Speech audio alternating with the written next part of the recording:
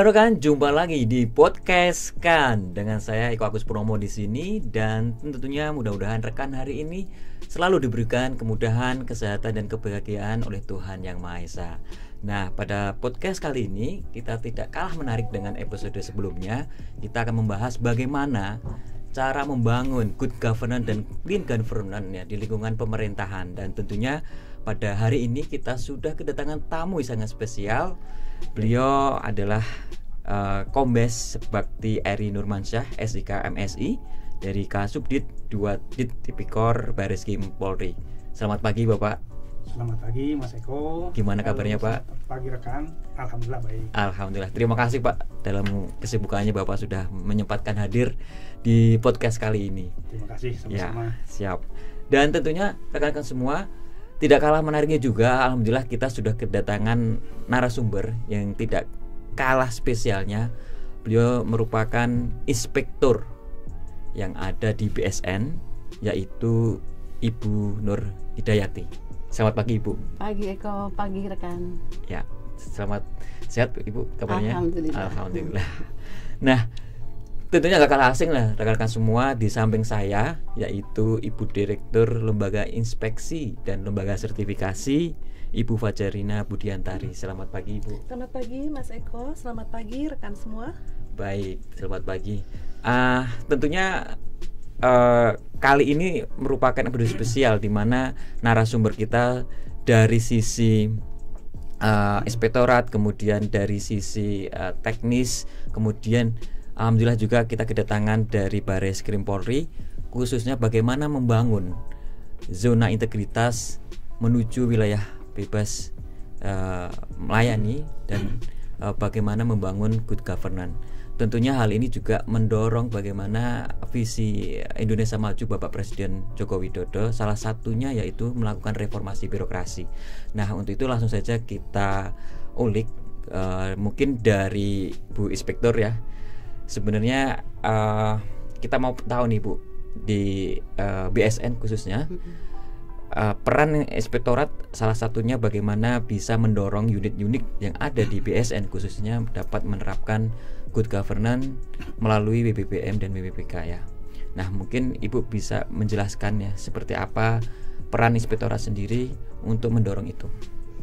Baik Mas Eko, terima kasih. Jadi kalau kita bicara zona integritas, sebenarnya ini kan ide dari pemerintah melalui Menpan. Jadi mungkin gemes ya, kenapa organisasi atau institusi di pemerintah ini kok masih ada case atau kasus-kasus korupsi seperti itu, sehingga Kemenpan mempunyai tool ya untuk bagaimana membangun, menciptakan institusi, kementerian, lembaga itu mereka mempunyai layanan yang bersih dan tentunya punya layanan prima. Dulu sebenarnya juga sudah dicanangkan juga oleh pemerintah sebelumnya seperti itu ya.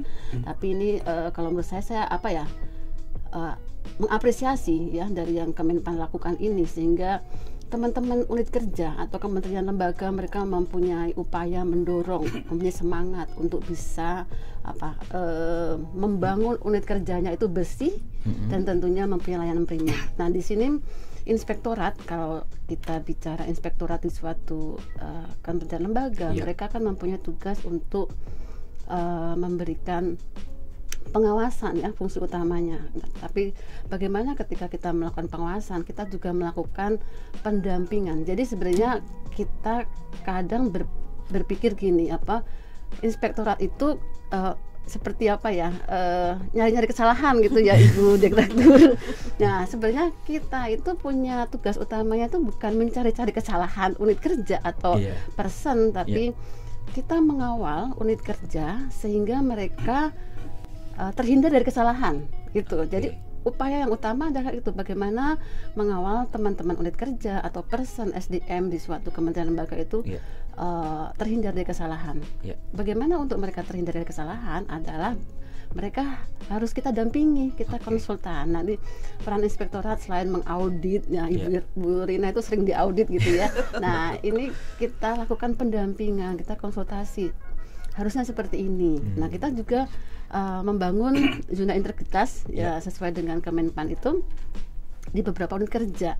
Nah, alhamdulillah beberapa unit kerja di BSN juga sudah mendapatkan predikat itu. Bahkan Ibu Rina ini di unit kerjanya tahun ini sedang menuju untuk BBBM gitu ya. Nah, ini fungsi inspektorat selain kita sebagai tim penilai internal, kita juga sebagai asistensi, kita mengasistensinya. Walaupun kita TPI ya, tim penilai internalnya, kita juga mengasistensi sehingga ketika teman-teman unit kerja menuju WPK, WPPM, apa sih yang harus disiapkan? Nah, itu sebenarnya bagaimana kita inspektorat mengawal teman-teman unit kerja untuk menuju zona integritas ini. Dan utamanya tentunya yang kita harapkan adalah konsistensi dari penerapan zona integritas itu. Oke, luar biasa. Jadi bagaimana mencegah lebih baik ya. Iya, mencegah lebih baik. Dan juga tadi ada poin penting disampaikan Bu Nur bahwa bagaimana kita bisa memberikan layanan tetapi juga berintegritas kan gitu ya. Nah, menarik sekali tadi disampaikan Bu Nur, Pak Bakti. Mungkin juga boleh ke Pak Bakti ya. Tadi Bu Nur menyampaikan bahwa di BSN ada 2 ya direktorat yang sedang on proses menuju BBBM ya Pak Bakti ya. Dan kebetulan juga perlu rekan ketahui juga bahwa di Bareskrim ternyata juga sudah ada ya, salah satu unit kalau tidak salah di Tipikor yang sudah BBBM.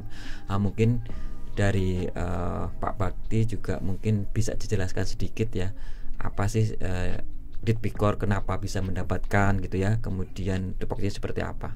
Mungkin rekan-rekan juga ingin tahu Pak gitu. Ya baik, terima kasih Mas Eko. Yang saya hormati Ibu Rina dan Ibu Nur Hidayati ya. Jadi mungkin sebelum saya masuk kepada bagaimana Direktorat Tipikor Bareskrim Polri pernah berhasil mendapatkan status WBK maupun WBBM, mungkin ada baiknya saya ingin sedikit menjelaskan organisasi daripada Direktorat Tipikor itu sendiri, Mas Eko. Jadi memang Direktorat Tipikor ini adalah salah satu subsatker di bawah Bareskrim Polri yang mempunyai tugas pokok yaitu melaksanakan penyelidikan dan penyidikan tindak pidana korupsi. Ya, jadi memang tugas utamanya adalah melaksanakan penyelidikan dan penyidikan tindak pidana korupsi. Kemudian struktur organisasinya itu utamanya ada 6, yaitu pertama di bawah yang paling pertama ada direktur dan wadir, kemudian di bawahnya ada subdirektorat atau subdit, itu ada 5, subdit 1, 2, 3, 4, 5. Kebetulan saya sebagai kasubdit 2. Kemudian ada lagi yang namanya subbag-ops ya. Subbagian operasional, kemudian ada subbag-renmin, subbag bagian perencanaan dan administrasi. Kemudian ada urusan tata usaha dan terakhir ada urusan keuangan.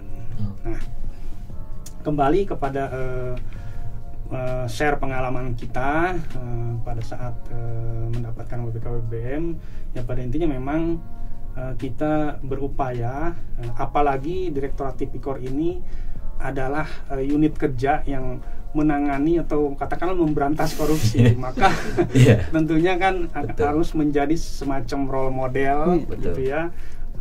Harus kita dulu yang bersih gitu. Bagaimana kita membersihkan mungkin orang lain kalau sapu kita sendiri di dalam ini kotor, kira-kira seperti itu. Nah, alhamdulillah pada tahun 2017 Direktorat Tipikor ini telah mendapatkan status wilayah bebas korupsi atau WBK 2017. Kemudian di tahun 2021 kita mendapatkan lagi status wilayah birokrasi bersih dan melayani atau WBBM. Nah, mungkin kiat-kiat yang mungkin bisa kita sampaikan adalah pertama yang memang ke dalam kita menerapkan zona integritas seperti yang tadi disampaikan Ibu Nur Hidayati. Bagaimana caranya khususnya di subdit-subdit operasional ini bisa melaksanakan penanganan kasus ya dengan baik ya. Kemudian bebas dari korupsi, kolusi, nepotisme. Kita laksanakan penyelidikan dengan profesional ya, dengan secara prosedur, tentunya berpegang pada aturan-aturan hukum yang berlaku undang-undang korupsi, KUHP dan sebagainya. Kemudian target-target kasus, kemudian kita target waktukan gitu ya, sehingga memang korupsi agak lama ya dalam penyelesaian perkaranya itu. Kita beri target yang tercepat adalah sekitar 6 bulan dan paling lambat 1 tahun. Ketika target-target itu dicapai, maka kita paling tidak sudah meraih yang namanya akuntabilitas gitu. Nah itu kemudian transparan. Transparan. Seluruh kasus yang kita tangani kita buka ke publik, kita rilis, ya. Kemudian ya kita pertanggungjawabkan, baik dari sisi operasional penanganan kasus maupun dari bidang anggaran. Anggaran ini juga penting karena memang untuk melaksanakan penyidikan tentunya menggunakan anggaran yang harus dipertanggungjawabkan sesuai peruntukannya. Baik Pak, mohon izin Pak Bakti, karena akan ada yang lewat jeda berikut ini. Jangan kemana-mana, tetap di podcast kan.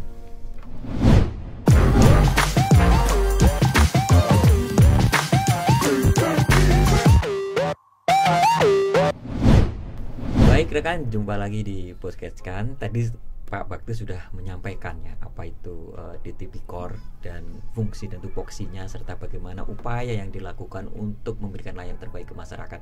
Tapi ada yang menarik ya, mungkin kalau kita bicara KKN, korupsi dan sebagainya, itu kan sering yang ditangani oleh KPK ya Pak ya. Nah, apa sih sebenarnya perbedaannya tupoksi antara KPK dan DTP-Core? Mungkin sedikit aja Pak bisa di sharing ke kami. Baik, terima kasih. Jadi memang pada dasarnya, pada intinya itu sama ya. Tugas pokok dari KPK maupun Polri maupun juga Kejaksaan Agung dalam hal pemberantasan korupsi. Hanya memang ada beberapa kewenangan-kewenangan yang KPK punya gitu ya, kita nggak punya misalnya. Nah, ada beberapa lah. Tapi pada dasarnya sama, yaitu melaksanakan penyelidikan dan penyidikan. Nah, kita juga selalu bersinergi dengan KPK, dengan Kejaksaan Agung, ya, yang 3 penegak hukum di bidang korupsi ini. Ya, senantiasa kita selalu kalau misal menangani salah satu kasus, kita dari awal sudah melaksanakan komunikasi, koordinasi. Jangan sampai misalnya kita ada pengaduan masyarakat masalah korupsi ya di instansi mana atau di lembaga mana, misal kita berkoordinasi, jangan sampai ternyata di laporan itu juga ada di 2 instansi yang lain. Ketika nanti salah satu sudah menangani, tentu yang 2 akan menyerahkan kepada yang menangani gitu ya. Jadi pada intinya sama ya, saling sinergi Pak ya. Saling sinergi. Ya. Gitu. Baik. Luar biasa, terima kasih Pak Bakti. Kita lanjut ke Bu Direktur kita nih, Bu Rina nih. Nah, tadi kita sudah mendengarkan ya Bu, bagaimana peran dari Inspektorat BSN, kemudian kita juga bersama-sama belajar dari Pak Bakti di Barreskrim membangun zona integritas dan bagaimana melayani masyarakat. Nah, tentunya tadi juga Bu Nur menyampaikan bahwa di BSN ada 2 yang sudah mendapatkan WBK. Salah satunya adalah Direktorat Akreditasi Lembaga Inspeksi dan Lembaga Sertifikasi. Dan saat ini kebetulan direktorat ini juga sedang menuju ya, jadi ya menuju untuk BPPM. Tentunya yang dikejar sebenarnya kan bukan itu ya Bu Wajarina ya, tetapi bagaimana benar-benar bahwa itu sebuah plakat saja, tapi intinya kan berdampak kan. Yang ditekankan dampaknya bagaimana ke masyarakat. Nah, strategi atau upaya yang dilakukan ya Bu Rina untuk bisa lebih lagi ya melayani masyarakat ya, entah itu nanti dapat atau tidak kan itu urusan lain gitu ya. Apa Bu kira-kira dari Direktorat ALIS? Ya, baik, terima kasih Mas Eko. Tadi sudah disampaikan oleh Mas Eko, untuk Direktorat Akreditasi Lembaga Inspeksi dan Lembaga Sertifikasi kita menyebutnya Direktorat ALIS ya. Ini sedang menuju WBBM ini Bu Inspektur dan Pak Bakti. Tidak seperti Pak Bakti ya, sudah WBBM. Makanya saya bolak-balik, kita berusaha semaksimal mungkin. Banyak strategi yang dilakukan oleh Direktorat ALIS, seperti terutama adalah kita atau kami selalu bersemangat atau mempunyai kata yang satu, yaitu selalu berkinerja tinggi, birokrasi anti korupsi, dan juga memberikan layanan yang terbaik yang berkualitas. Tentu saja tidak bisa hanya saya seorang yang mempunyai semangat itu, tim di Direktorat ALIS pun harus mempunyai semangat yang sama, termasuk Mas Eko di sini ya, juga mempunyai semangat yang sama. Jadi harus berkinerja tinggi, birokrasi anti korupsi, dan memberikan layanan yang berkualitas. Tentu saja komitmen pimpinan, komitmen dari mulai Pak Deputi, saya, kemudian seluruh tim, dan juga komitmen itu harus bersama-sama kita usung. Dan terus kita, tadi Pak Bakti sudah mengatakan kata kunci konsisten penerapannya. Luar biasa. Jadi poinnya yang pertama yaitu komitmen ya. Dan komitmen pimpinan itu menjadi utama. Itu kita acungi jempol 10 kali ya buat Budi. Karena kalau kalau pimpinan tidak komit, bawahnya agak susah. Cuma berbahagialah teman-teman staf kita atau kita sendiri ketika punya pemimpin yang punya komitmen tinggi terkait integritas seperti itu. Sebenarnya bagus. Tadi sempat Bu Rina ada 3 poin ya tadi ya. Jadi berkinerja tinggi, kemudian melayani, kemudian birokrasi anti korupsi atau punya integritas. Nah, sebenarnya 3 poin pilar ini sampai dengan saat ini mungkin ada strategi jitu juga atau program jitu juga dari Inspektorat Bu Nur atau sebenarnya itu kita kan tugasnya sebenarnya mengawal teman-teman unit kerja atau teman-teman di BSN ini, mereka mempunyai kinerja yang tinggi ya dengan kriteria yang ada di reformasi birokrasi. Sekarang ini kan BSN juga sedang menggiatkan semua unit kerja mereka itu menjiwai nilai-nilai dari reformasi birokrasi. Nah, terkait dengan bagaimana tadi yang untuk kinerja tinggi, kita ada pokja akuntabilitas juga ya Bu Rina. Nah, di situ teman-teman juga bagaimana mereka mempunyai KPI KPI masing-masing sampai ke tingkat individu dari cascading pimpinan. Nah, itu mereka juga dituntut untuk mempunyai kinerja tinggi. Tadi 2 yang utama tadi adalah pendukung sebenarnya. Bagaimana mereka mempunyai layanan prima ya. Bersih melayani itu kita berintegritas, dan kita itu kalau sama stakeholder yang memang kita itu harus mempunyai jiwa melayani ya. Kalau kita ingat nilai-nilai BSN berakhlak, bernya itu kan berorientasi pelayanan. Ya utama itu. Memang kalau kita sebagai ASN ya Pak Bakti ya, kita itu kan istilahnya kalau di luar negeri Inggrisnya itu kan service servant ya. Kita adalah pelayan masyarakat. Nah, jiwa melayani itu yang harus kita tumbuhkan ya. Jadi kadang kita istilahnya tidak boleh gitu ya, ini bukan kerjaan saya gitu kan sukanya ya Bu ya, ini bukan kerjaan saya, kadang-kadang lempar-lempar kerjaan gitu, dia sukanya lempar-lempar kerjaan gitu. Nah, padahal kalau kita mencari sisi positifnya atau blessing in disguise-nya dari suatu ketika kita dikasih pekerjaan, walaupun sebenarnya bukan tusi kita akan mendapat pengalaman betul. Kita malah menjadi lebih expert di nah itu sebenarnya suka gitu, kata saya suka sedih juga dia lempar-lempar kerjaan gitu. Nah, itu yang perlu dibudayakan juga di BSN itu seperti itu. Jangan merasa ketika dibebani pekerjaan itu bukan pekerjaan saya gitu. Itu mungkin pimpinan juga pastinya bijak, sudah bijak betul seperti itu. Luar biasa. Jadi kaitannya dengan berakhlak dan mindset. Karena kita ketahui bersama bahwa roadmap terkait dengan reformasi birokrasi itu kan sudah dibangun 2010, kemudian nanti endingnya di 2025. Dan saat ini posisinya adalah periode ketiga. Bagaimana tujuan yaitu reformasi yang memang pelayanan itu kelas dunia kan, world class. Iya betul. Nah, kalau misalkan kita orientasinya masih zaman old, bagaimana kita yang pengen dilayani ini juga sangat salah Bu Nur ya. Betul. Luar biasa. Nah, Pak Bakti tadi kan sempat menyampaikan ya bahwa tugasnya ada cukup berat. Bapak sapu Bapak tadi harus bersih dulu. Nah, itu kan PR yang luar biasa ya. Betul. Memastikan sapu bersih itu seperti apa Pak strateginya? Apakah Bapak dari beli sapunya itu harus seperti apa? Gitu. Ya, betul ya. Jadi memang harus sapunya dulu yang bersih. Saya sepakat tadi sampaikan baik Bu Nur maupun Bu Rina, komitmen. Komitmen harus dimulai dari pimpinan. Ya alhamdulillah memang komitmen kita baik di Polri maupun khususnya di Direktorat Tipikor cukup komit ya, dan bahkan sangat komit, sehingga ke bawahnya itu akan mengikuti gitu ya. Kalau pimpinan yang katakan kita melaksanakan penyidikan bebas KKN, udah ke bawahnya tuh pasti akan ngikutin, gitu ya. Nah, kemudian ada yang tidak kalah penting juga adalah kita memberikan semacam reward and punishment. Reward punishment ya Pak ya. Sistem reward and punishment ini sangat penting Mas. Kenapa? Karena memang motivasi personil ya tentunya akan terpacu kalau misal dia bekerja dengan baik, kemudian kita berikan reward, penghargaan. Sebaliknya kalau dia melakukan pelanggaran-pelanggaran, ya harus ditindak. Ya.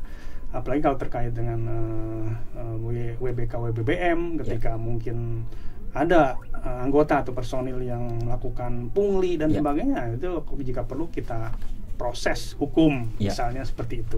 Saya menarik Pak tadi terkait reward and punishment ya, karena memang mungkin kalau di swasta sudah hal biasa ya, kemudian dikasih bonus dan macam-macam. Sedangkan mungkin di lingkungan pemerintahan itu agak diabaikan ya. Nah, saya menarik seperti apa Pak bentuknya Pak? Ya, reward tidak harus berupa materi ya. Misalnya kalau di kami adalah promosi untuk dia mengikuti sekolah pendidikan. Baik. Ketika waktunya sudah harus sekolah, kinerjanya bagus, berprestasi, kita promosikan untuk dia sekolah. Gitu. Dibiayai full Pak ya? Iya, tentu dibiayai full, gitu kan. Kita kasih penghargaan. Atau promosi jabatan. Ya, ketika dia bagus prestasinya, kita bisa promosikan naikkan jabatan yang satu tingkat lebih tinggi. Kira-kira seperti itu.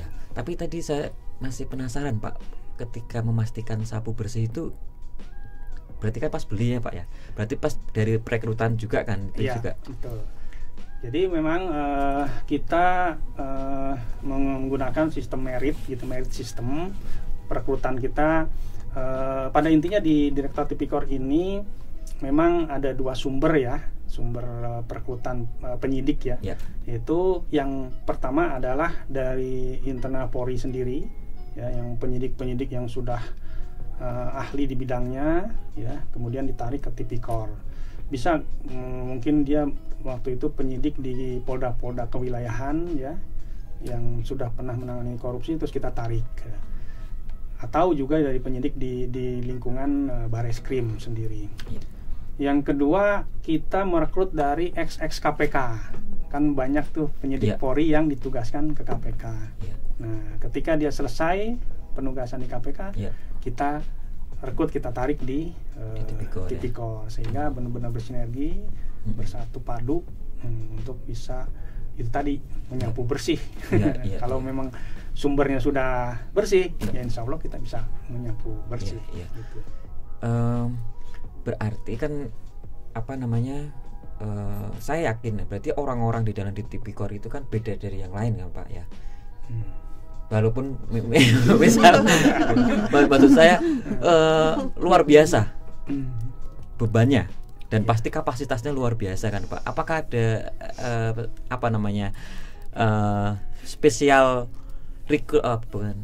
persyaratan spesial ya yang mungkin bisa nanti diadop, karena juga teman-teman Direktorat ALIS atau Akreditasi Lembaga juga punya asesor yang kaitannya nanti menilai kan, memastikan. Nah, itu seperti apa Pak? Memastikan integritasnya. Iya, tentunya ada ya persyaratan untuk masuk ke Direktorat Tipikor ya. Karena memang betul yang sampaikan ya, untuk penyidikan korupsi ini tidak gampang ya. Tidak misalnya dibandingkan dengan penyidikan umum misalnya. Itu kasus-kasus pidana umum itu agak lebih mudah. Sementara kalau Tipikor ini agak sulit dan memang memerlukan kapasitas dan kapabilitas penyidik yang bagus. Ya, persyaratannya antara lain ya, kita lihat track recordnya. Tentu dia yang paling pertama adalah pernah berdinas di fungsi reserse. fungsi reskrim, sehingga dia pernah menyidik kasus. Menyidik kasus apa aja nggak masalah. Apakah dia pernah menyidik kasus narkoba atau pidana umum lainnya, misal pencurian dan sebagainya, tidak masalah, kita rekrut. Syukur-syukur kalau dia pernah juga bertindak di korupsi, pernah menangani kasus korupsi. Gitu. Yang berikutnya, selama dia setelah dia berdinas di Direktur Tipikor, itu karirnya kita pantau, gitu. Kita pantau, kita awasi, ya. Kita juga ada semacam KPI gitu ya, Key Performance Indicator, jadi indikator kinerja. Beban kerja setiap penyidik itu beda-beda, ya, sesuai tingkat pengalamannya. Kalau yang baru-baru misalnya, ya, kita tidak langsung berikan dia kasus yang berat, gitu. Kasus yang korupsi yang cukup ringan, yang mungkin nilai kerugian negaranya tidak terlalu besar.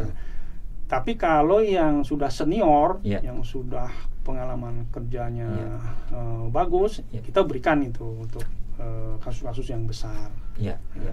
Itu terus kita pantau, ya, terus kita katakanlah sistem pembinaan karir, ya, karir.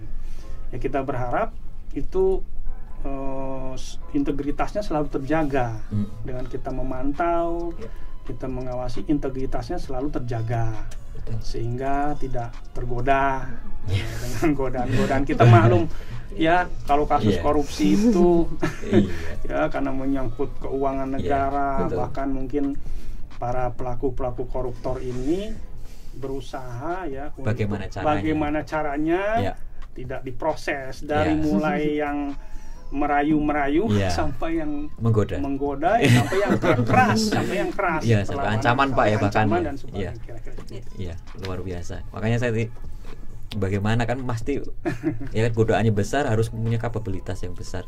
Baik, luar biasa. Nah, Bu Rina tadi juga menyampaikan Pak tadi terkait dengan SDM, ya, di Direktorat ALIS juga punya SDM, dan tentunya kalau di Reskrim atau di Tipikor mereka internal semua, ya, internal semua. Dan kita ketahui di KAN, ya, di kegiatan akreditasi itu tidak hanya internal tapi juga eksternal. Apakah ada strategi khusus nih, Bu, bagaimana memonitor dan memastikan, ya, personel yang ditugaskan oleh KAN baik internal maupun eksternal ini memang sesuai dengan SOP yang ada, sesuai dengan rule-nya, gitu, ya. Karena mau nggak mau ketika kita sudah memberikan akreditasi, kewenangan penuh kan ada di mereka, dan itu juga mempunyai resiko tinggi ketika hasil uji atau hasil sertifikasinya itu main-main. Ya, sebelum menjawab itu mungkin saya akan menjelaskan kembali. Seperti Mas Eko ketahui bahwa pada saat ini Komite Akreditasi Nasional sudah menjadi penandatangan MRA, APAK, dan AILAK. Termasuk di sini Direktorat Akreditasi atau DIK-ALIS ini juga sudah menerapkan suatu standar, yaitu standar SNI ISO IC 17011, standar yang diacu dari standar internasional untuk badan akreditasi. Di situ ditekankan mengenai imparsialitas, kompetensi, dan konsistensi. Kemudian pada saat ini proses akreditasi pun ini adalah transparan, Mas Eko. Jadi pada proses akreditasi ini betul-betul berbeda atau tidak bisa diganggu gugat begitu, karena personel-personel yang melakukan penilaian tadi yang Mas Eko sampaikan, kemudian personel yang mengkaji hasil penilaian, dan personel yang memutuskan hasil keakreditasi itu orangnya berbeda-beda.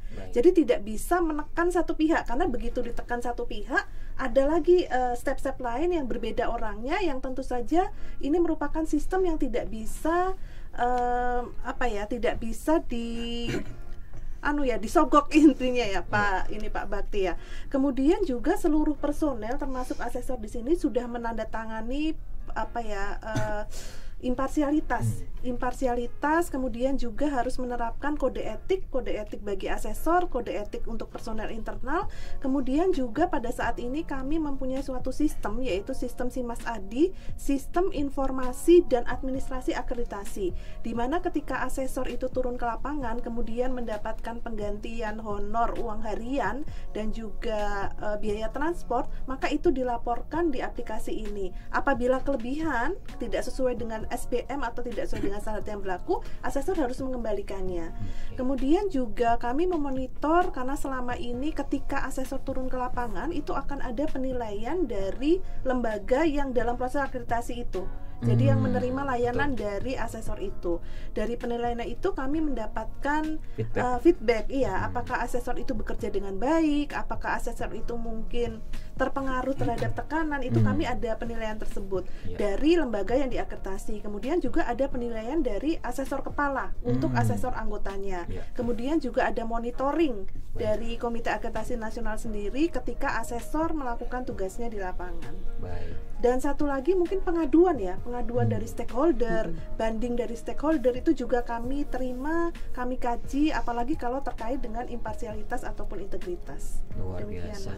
Berarti dari hulu sendiri sistem kerjanya juga sudah mengacu standar internasional, kemudian juga terkait dengan personil, kemudian mekanisme, tools yang digunakan juga sudah membarier itu Ibu ya. Tapi nanti akan kita lanjut lagi Bapak Ibu sekalian, jangan kemana-mana, tetap di podcast kan.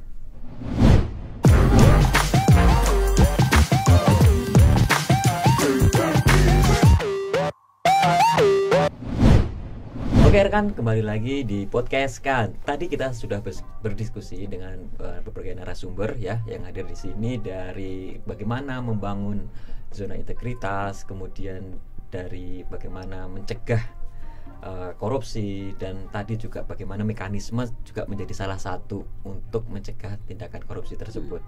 Nah, yang menariknya lagi sebenarnya tadi Bu Nur juga sudah menyampaikan bahwa tupoksi dari inspektorat adalah mencegah dan memonitor.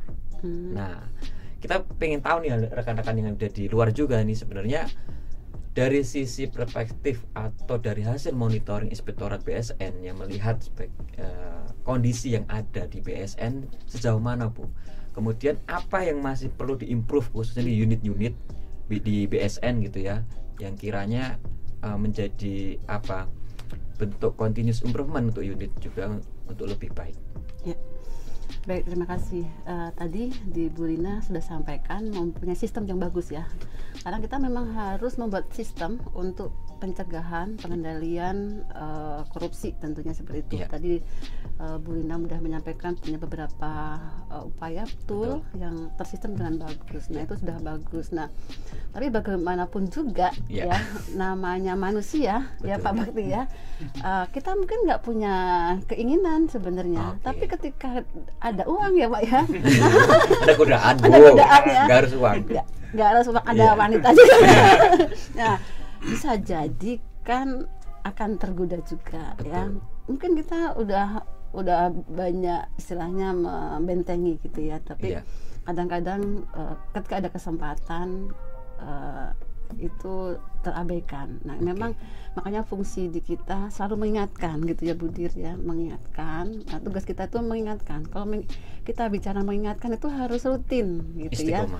Ya harus rutin mengingatkan biar nanti ketika mereka akan menyimpang dikit gitu ya kita ingat lagi itu. Nah, mungkin tugas ke depan di kita lebih banyak lagi nanti mengingatkan. Nanti kita minta bantu teman-teman agen perubahan gitu ya Bu Dir, untuk kita saling mengingatkan sehingga organisasi BSN ini bisa bersih seperti itu ya. Dan kita juga lagi mengembangkan tool untuk pelaporan. Tadi yang disampaikan Bu Rina, saya sudah mencermati sih laporan-laporan yang di KAN itu, dan memang bagus dipantau, ditindaklanjuti seperti itu ya. Tapi nanti kita juga upayakan untuk kita mengoptimalkan BBS-nya ya.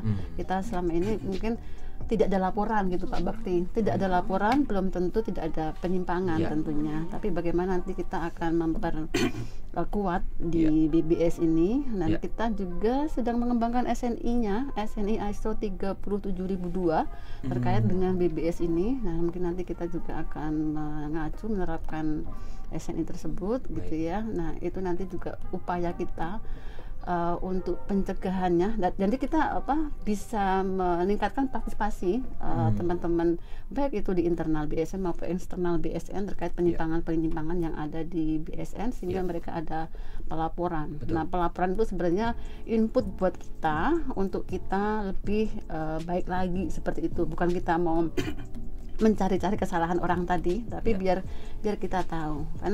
Siapa tahu ketika kita tidak tahu mereka melakukan kecurangan. Sebenarnya ketika kita diingatkan, itu sebenarnya kita bersyukur ya Bu Rina, karena kita diingatkan untuk menjadi orang baik gitu ya. Mungkin kita agak lengah, kita luruskan lagi, kita lengah, luruskan lagi, seperti itu. Sebenarnya niatnya lebih ke arah biar kita sama-sama lebih baik lagi gitu. Oke, luar biasa. Ada 2 poin penting tadi disampaikan Ibu, bagaimana kolaborasi ya, kemudian bagaimana mengembangkan sistem yang lebih ketat lagi, dan tadi saling mengingatkan. Yang mengingatkan kadang-kadang sering lupa, yang diingatkan kadang-kadang juga sering lupa gitu. Jadi saling mengingatkan. Jadi kolaborasi tadi luar biasa.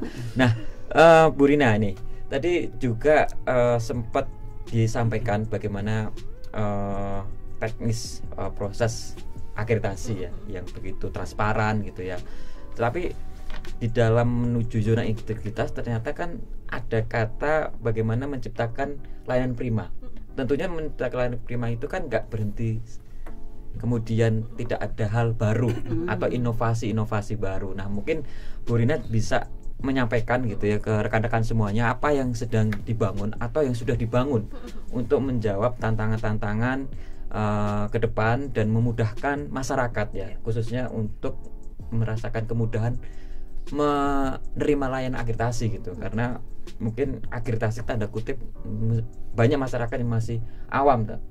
Kira-kira inovasi apa saja yang telah dibangun? Baik, terima kasih Mas Eko. Ada beberapa inovasi yang sudah dibangun, antara lain ada New Kanmis. Ini program online akreditasi. Sebelumnya sudah ada, tetapi program ini diperbarui sehingga lebih user friendly. Jadi rekan-rekan di lembaga penilaian kesesuaian harapannya bisa lebih mudah melakukan proses akreditasi melalui aplikasi online ini. Kemudian juga ada Kania Chatbot. Itu juga memberikan informasi terkait akreditasi atau proses akreditasi selama 24 jam Kania Chatbot ini.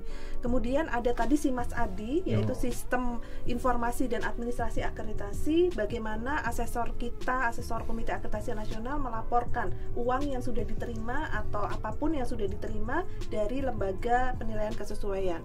Kemudian ada ini tadi menyambung saling mengingatkan. Jadi ada program ngopi bareng. Ini adalah ngobrol masalah akreditasi. Tadi disampaikan juga kalau yang mengingatkan sering lupa, yang diingatkan sering lupa. Nah, di ngopi bareng akreditasi saling ini mengingatkan. Saling mengingat. Jadi tidak ada sekat Bu Inspektur dan Pak Bakti.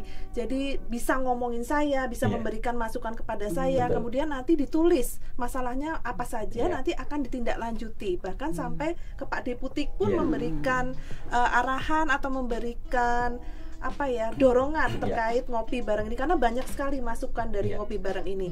Kemudian juga untuk mempermudah pelaku usaha, dalam hal ini untuk lembaga sertifikasi yang mengajukan akreditasi di KAN atau di Direktorat Akreditasi Lembaga Inspeksi dan Lembaga Sertifikasi, kami sudah mempunyai sistem yaitu penggabungan skema akreditasi untuk standar 17065. Jadi tadinya yang lembaga sertifikasi misalnya memiliki 5 skema, memiliki 5 nomor, harus bayar 5 kali, sekarang cukup 1 kali, 1 nomor akreditasi. Nanti ada lebih hemat berarti lebih hemat, lebih cepat ya Mas ya. Harapannya seperti itu. Kemudian ada ini pengaktifan pengoptimalan melalui media sosial, termasuk podcast ini juga kami aktifkan selalu. Oke, baik, luar biasa. Jadi menarik ya, ngopi ternyata nggak hanya pagi ini tapi juga menjadi kontrol internal ya antara top manajemen, kemudian jajaran di bawah dan sebaliknya. Baik, Pak Bakti, ini tadi juga bicara sapu nih Pak. Kita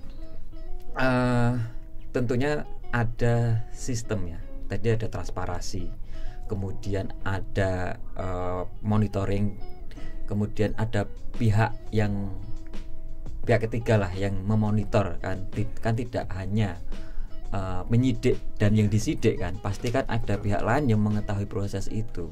Betul. Nah, bagaimana teknisnya nih Pak, teknis yang ada di Tipikor memastikan bahwa itu berjalan sesuai dengan SOP-nya?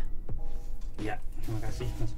Jadi sistem yang selama ini sudah berjalan ya dalam rangka kita pengawasan penyidikan. Ya. Ya, kita punya unit-unit pengawas penyidik namanya. Ya. Ya, pengawas penyidik. Nah, ini pengawas ini itu tadi mengawasi para penyidik-penyidik melakukan penyidikan, gitu ya, untuk memastikan bahwa penyidikan itu berjalan dengan baik, ya, transparan, bebas dari KKN. Ya. Selanjutnya kita juga ada sistem pengawasan melekat berjenjang. Nah, jadi dari pimpinan teratas dalam ini direktur ya, mengawasi para kasubdit. Kasubdit kemudian mengawasi para kanit-kanit. Ke bawah terus ada panit dan seterusnya. Nah, ini setiap untuk sebaliknya setiap bawahan wajib melaporkan kepada atasan apapun hasil pekerjaan yang sudah dilaksanakan. Kalau hasil dari penyidikan itu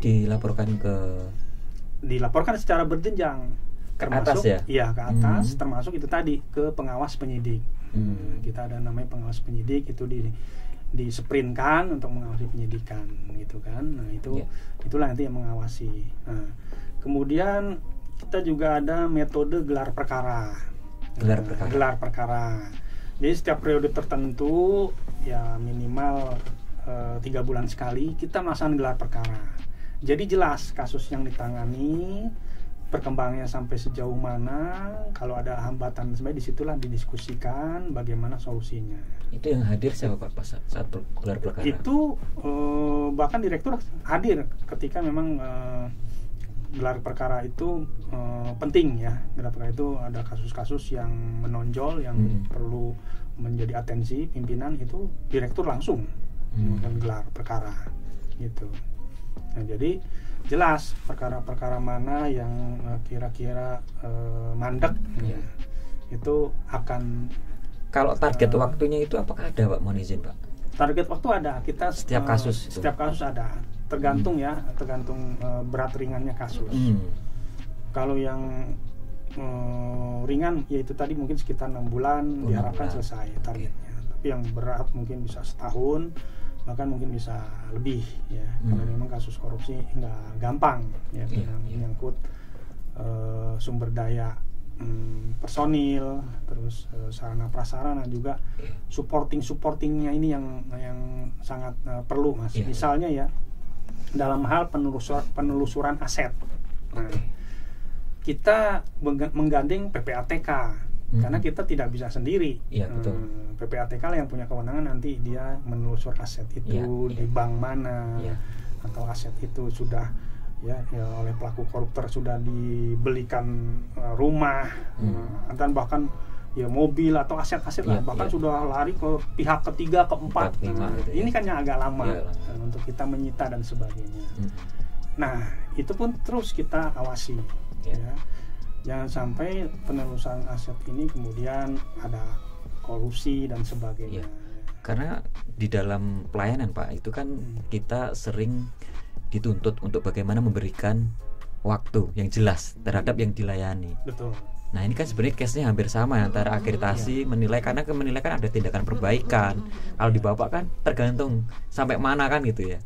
Nah, itu cara menentukan target waktunya seperti apa gitu Pak?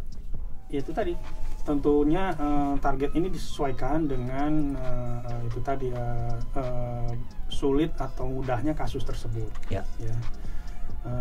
Yang pastinya adalah kita berharap semuanya cepat selesai, semua kasus itu selesai, dapat tertangani dengan baik gitu ya, dan bisa maksimal ya, baik dalam memproses para tersangkanya, para pelakunya, maupun yang tak kalah penting tadi adalah mengembalikan aset-aset negara ya. Ini yang penting juga.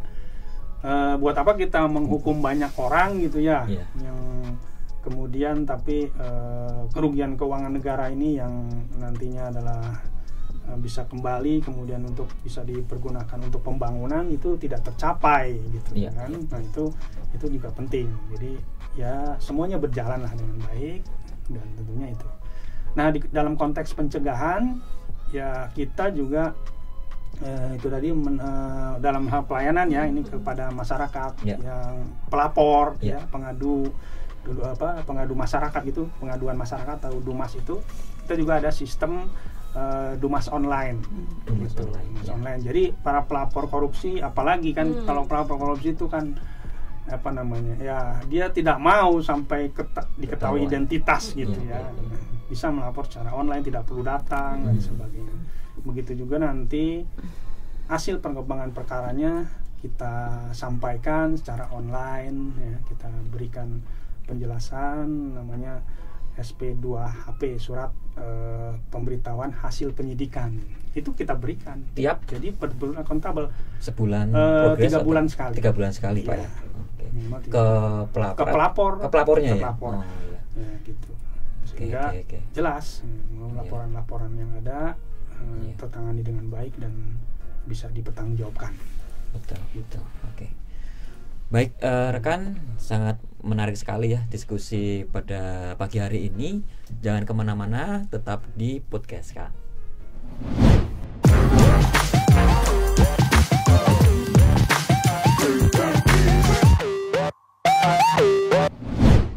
Oke, kembali lagi di podcast Kan. Tadi Pak Bakti sudah menyampaikan terkait dengan bagaimana beliau dan rekan-rekan berjibaku untuk mengembalikan aset negara. Ya, mengejar sampai akar-akarnya Pak ya. Nah, tapi juga tadi Bu Nur menyampaikan saling mengingatkan. Nah, dari pengalaman Bapak, dari kasus-kasus yang ada, semakin kesini kan semakin pandai kan Pak ya. Nah, mungkin boleh sharing ke kami gitu ya. Seperti apa sih sebenarnya karakteristik perubahan pola gitu ya. Sehingga mungkin ada gagasan-gagasan mungkin dari BSN untuk juga belajar dari sana. Kemudian nanti mungkin Bapak juga bisa menyampaikan closing remark untuk kita semua terkait dengan bagaimana pencegahan KKN ini Pak. Ya, dalam konteks pencegahan ya sesuai teori korupsi itu korupsi disebabkan ada 2 saja penyebabnya itu. Satu need ya kebutuhan Bu. Yang kedua itu yang modusnya greedy atau serakah, rakus. Nah, dua-duanya nggak boleh nih terjadi di instansi manapun ya, apalagi kita sedang menuju reformasi birokrasi gitu ya. Nah, baik korupsi yang karena kebutuhan gitu maupun yang rakus ini dua-duanya tidak boleh terjadi. Nah, mungkin saran pencegahannya adalah ya itu dari hal yang kecil-kecil kita betul-betul hindari, mencegah ya, dari misal pelayanan masyarakat yang seharusnya memang tidak ada pungli kita tidak lakukan. Ketika ada personil yang melanggar ya kita tegur, bahkan kalau perlu kita proses hukum dari pungli-pungli dan sebagainya. Nah, karena ini kita tidak bisa mengambil resiko ketika dia nanti sudah kebiasaan menerima sesuatu, pungli dan sebagainya, nanti akan berkembang besar. Itulah akhirnya terjadi korupsi yang greedy itu tadi. Nah, itu. Yang kedua adalah pengawasan tentunya. Nah, dari Ibu Nur, inspektorat tentunya memang tugasnya mengawasi. Itu tadi ya, saling mengingatkan. Yang diawasi jangan seperti ya kegerahan gitu, cari-cari kesalahan, bukan, ya kan? Tapi itu memang tugasnya dan demi kebaikan bersama. Gitu. Sama kita juga ada inspektorat sama gitu kan. Kita sama-sama mengawasi dan harus saling menghargai ya. Itu tadi dari hal-hal yang kecil kita hindari. Ya saya lihat sih sudah bagus ya Bu, apalagi Direktorat ALIS ini sudah banyak inovasi, sistem-sistem pelayanan publiknya sudah bagus gitu, udah luar biasa itu menurut saya. Itulah demi menghindari adanya KKN tadi, sistemnya online, menghindari semaksimal mungkin adanya interaksi langsung, itu udah luar biasa tuh. Itu. Karena ya mohon maaf, korupsi tidak bisa disebabkan oleh dari aparatur saja, tapi kita akui masih ada semacam dalam tanda kutip budaya di oknum masyarakat. Masyarakat kita cenderung ingin cepat, dapat pelayanan, udahlah berapa aja saya siap bayar. Ini itu kan yang tadi dibilang godaan, kita sudah kuat nih, ya kan? ASN kita sudah kuat, tapi masyarakat, aduh Pak, saya perlu segera akreditasi nih kalau kita target profit saya terhambat dan sebagainya seperti itu. Mulailah nyogok, nah ini. Jadi memang dua sisi. Nah itu tugas nanti kami lah untuk sosialisasi. Kita ada sosialisasi edukasi anti korupsi ke masyarakat. KPK juga ada, Deputi Kepencegahan, Kejaksaan Agung juga ada. Gitu. Nah, gitu. Jadi ya pada intinya ya seperti itulah untuk pencegahan. Insya Allah kalau dari hal-hal kecil itu sampai besar kita bisa cegah, ya tidak akan terjadi. Nah terakhir mungkin ya terima kasih saya sudah diundang, ya mudah-mudahan ya bisa memberikan sedikit saran sumbang ke teman-teman di BSN dan ya saya berharap semoga segera tercapai Bu upaya dari BSN untuk menuju WBBM yang direktorat itu, dan kita siap nanti memberi bantuan mungkin asistensi dan sebagainya ya untuk kita sama-sama lah kita sama, memang tugas kita bersama. Terima kasih Pak Bakti, luar biasa. Oke, mungkin sedikit dari Bu Nur closing remark untuk rekan semua yang menonton video ini Bu. Baik, terima kasih Mas Eko. Dari kami Inspektorat mewakili teman-teman kita, selamat kepada unit kerja yang sudah mendapatkan BBK. Nah, mereka sebagai role model. Nah, kalau role model itu kan panutan ya. Jadi kita tunggu kita minta konsistensi penerapannya menjadi contoh unit kerja lain. Dan sekarang ini tahun ini kita ada 4 unit kerja yang sedang dalam penilaian BBK BBM. Kemarin di Kedeputian SNSU sudah verlap, semoga lolos, dan nanti sebentar lagi di akreditasi akan verlap untuk BBPM. Nah, saya yakin sih mereka mendapat ya, semoga.